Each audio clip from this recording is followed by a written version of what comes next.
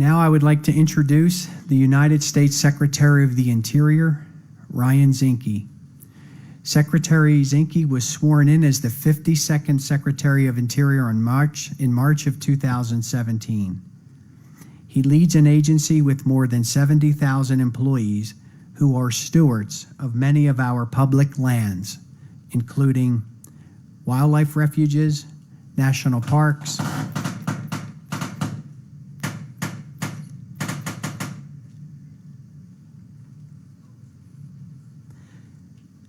national memorials, such as this one.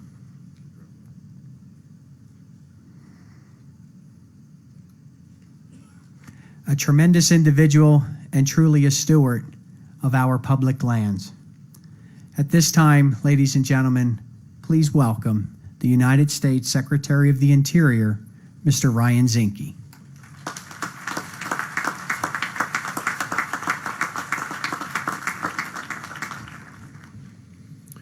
It's been 17 years now since September 11th, 2001. And most of us remember where we are and where we were on 9/11. For me, I was a Navy SEAL instructor. I recall looking in the eyes of the young SEAL candidates and knowing at that time their lives would change forever. The last lines of our national anthem tell us that America is the home of the brave. And on that day, courageous patriots exemplified that bravery in the aisles of Flight 93. Though it's been 17 years, the pain of their passing remains. I visited this site last year with Vice President Pence and was honored to share the sound of the first chime with the families. Our great park system tells stories. The stories of our conservation ethic, of the great epic parks of the West, to our battlefields, our civil rights monuments, our women's rights sites, and this Flight 93 memorial that we're honored to be at today. It truly is a story of heroes, a story of tragedy, and most importantly, a story of our shared values of America as self-sacrifice, duty, and honor. It's also a story that reminds us that the fight for freedom never ends. It has to be earned every day. The crew and passengers of Flight 93 gave their lives for this great nation, and their sacrifice shall never be forgotten, neither here in the fields of the great Commonwealth of Pennsylvania or across our great nation. And it's in their name, in the name of all those who gave their lives for our country, that we never forget this tragedy and remain vigilant against those that wish to destroy our values and our nation. Today, as a combat veteran, it's my distinct privilege and honor to be here with the President of the United States, Donald J. Trump, and his beautiful First Lady, Melania.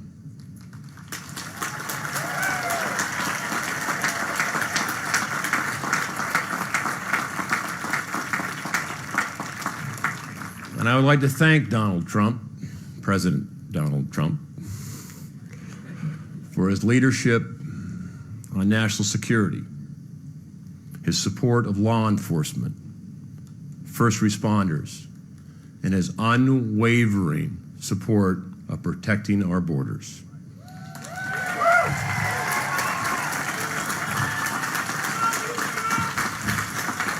Ladies and gentlemen, please help me welcome our President, Donald J. Trump.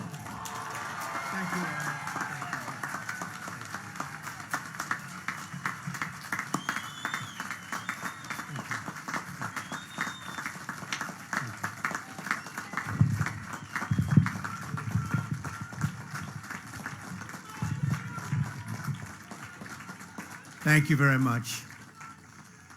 Thank you very much, Ryan. So beautiful. We're gathered together on these hallowed grounds to honor the memory of nearly 3,000 souls who were murdered on this day 17 years ago. We're here to pay solemn tribute to the 40 passengers and crew members on Flight 93 who rose up, defied the enemy, took control of their destiny, and changed the course of history. Today we mourn their loss, we share their story, and we commemorate their incredible valor. On September 11th, 2001, a band of brave patriots turned the tide on our nation's enemies and joined the immortal ranks of American heroes. At this memorial on this sacred earth, in the field beyond this wall, and in the skies above our heads, we remember the moment when America fought back. Melania and I are grateful to be joined for today's ceremony by Governor Tom Wolf and Governor Mark Schweiker. I also want to thank the members of Congress in attendance, Senator Bob Casey, Congressman Lou Barletta, Keith Rothfuss, Bill Schuster, and along with the president of the families of Flight 93, Gordon Felt. We're also joined by members of the National Park Service, along with firefighters, first responders, and incredible people from law enforcement. These are truly great people.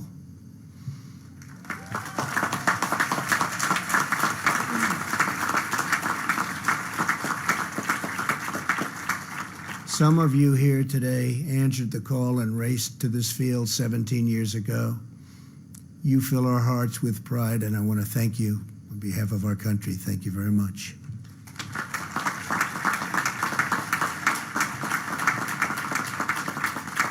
Most importantly, to the family members of Flight 93. Today, all of America wraps up and joins together. We close our arms to help you shoulder your pain and to carry your great, great sorrow. Your tears are not shed alone, for they are shared grief with an entire nation. We grieve together for every mother and father, sister and brother, son and daughter who was stolen from us at the Twin Towers, the Pentagon, and here in this Pennsylvania field. We honor their sacrifice by pledging to never flinch in the face of evil and to do whatever it takes to keep America safe.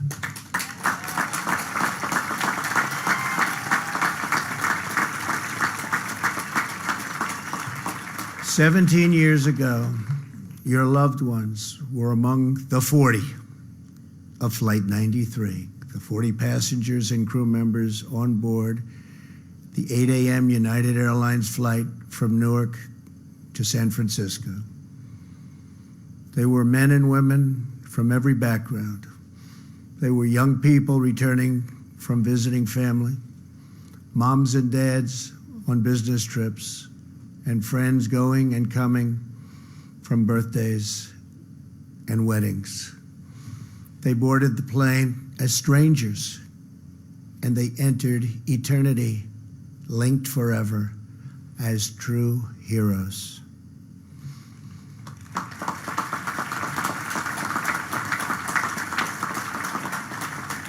Soon after takeoff, Flight 93 was hijacked by evil men bent on terror and conquest.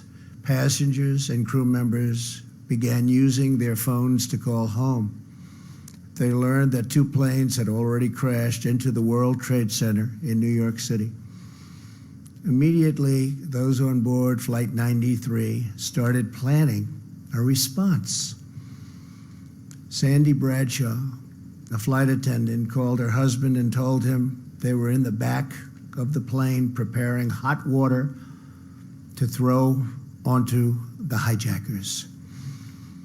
Passenger Jeremy Glick explained the plan to his wife and said, "Stay on the line, I'll be back." The passengers and crew members came together, took a vote, and they decided to act. At that moment, they took their fate and America's fate back into their own hands. In the last 20 minutes, many placed their final calls home, whispering those eternal words, "I love you." Some said the Lord's Prayer, and then they bravely charged the cockpit. They attacked the enemy. They fought until the very end, and they stopped the forces of terror and defeated this wicked, horrible, evil plan. Flight 93 crashed yards from where we stand, just 20 minutes flying time from the United States Capitol. Through their sacrifice, the 40 saved the lives of countless Americans, and they saved our capital from a devastating strike. In the days after the attack, tens of thousands of firefighters, police officers, and recovery workers traveled to New York and Arlington to crawl through the rubble and search for survivors. There were prayer vigils, memorials, and charity drives all across our nation. Here in Shanksville, many of you raised up the first memorial, a wooden cross, a chain-linked fence, mementos and tributes pouring in, and dozens of American flags. A piece of America's heart is buried on these grounds, but in its place has grown a new resolve to live our lives with the same grace and courage as the heroes of Flight 93. This field is now a monument to American defiance. This memorial is now a message to the world. America will never, ever submit to tyranny.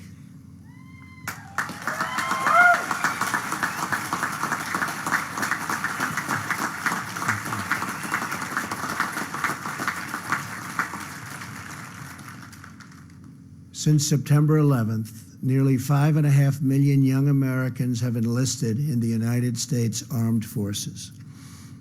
Nearly 7,000 service members have died facing down the menace of radical Islamic terrorism.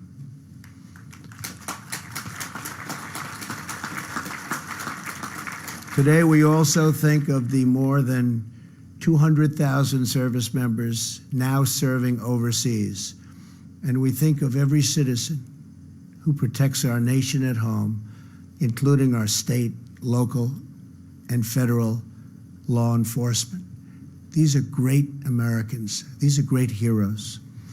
We honor and thank them all.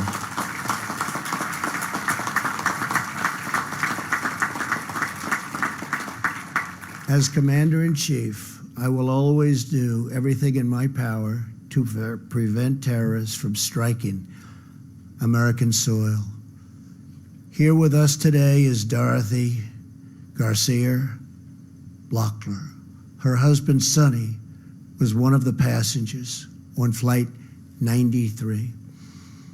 On September 11th, 2001, just over a month after their 32nd wedding anniversary. Sonny was on his way back from a business meeting.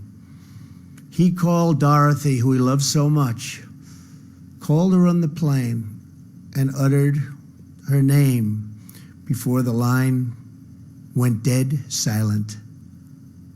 In the days after the attack, Dorothy told the investigators there was only one thing she wanted from this field: her husband's wedding ring. They would know it by the inscription etched inside. "All my love," it said, followed by the number 8269, the date of their anniversary. The officers, great people, promised to try, but in this field of records, it seemed certainly impossible. Dorothy began to pray, and she asked her friends to do the same. Days went by, then months. Still no ring. A week before Christmas, on December 19th, she heard a knock at the door. Two officers were standing with a really beautiful, to her, she saw it was so beautiful, she knew what was happening. A beautiful, small white box. Inside it was a wallet, a luggage tag, a driver's license, a small bag with the wedding ring inscribed with those three precious words: "All my love." Those words echo across this field. And those words tell the story of 40 men and women who gave all their love for their families, their country, and our freedom. To Dorothy and to every family here today, America will never forget what your loved ones did for all of us.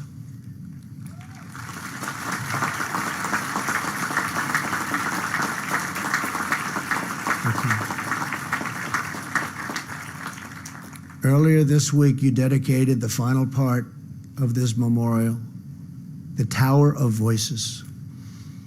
Standing at 93 feet tall, the Tower of Voices is now the first structure visitors see when they come to this now sacred ground.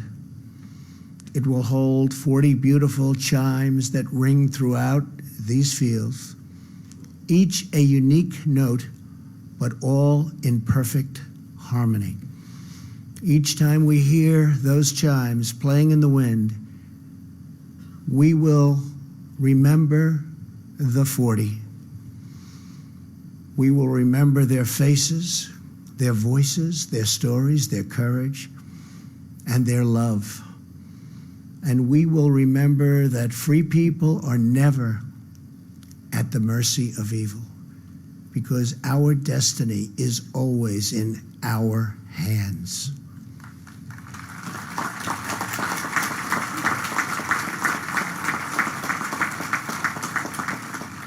America's future is not written by our enemies. America's future is written by our heroes.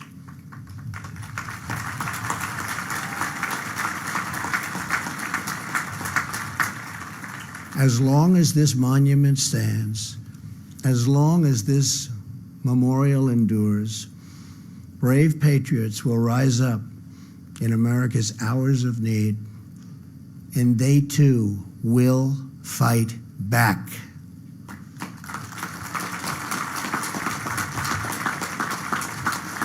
"17 years ago, 40 incredible men and women showed the whole world that no force on earth will ever conquer the American spirit.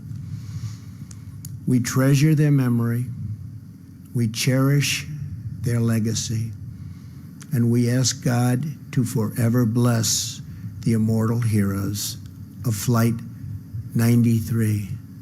Thank you, God bless you. God bless the families, and God bless the United States of America. Thank you very much. Thank you. Thank you very much. Thank you. Thank you, guys. Thank you very much. Thank you.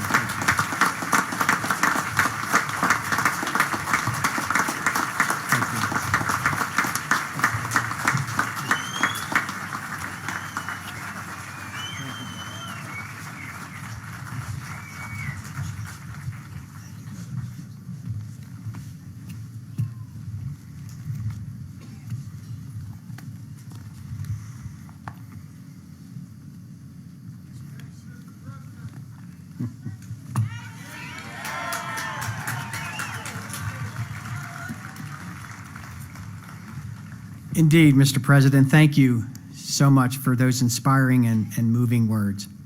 And once again, we are truly honored to have you and the First Lady with us here today.